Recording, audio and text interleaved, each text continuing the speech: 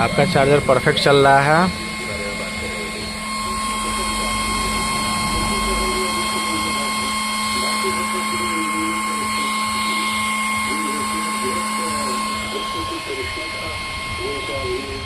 देखिए 22 हो गया, मीटर जीरो नहीं हो रहा है।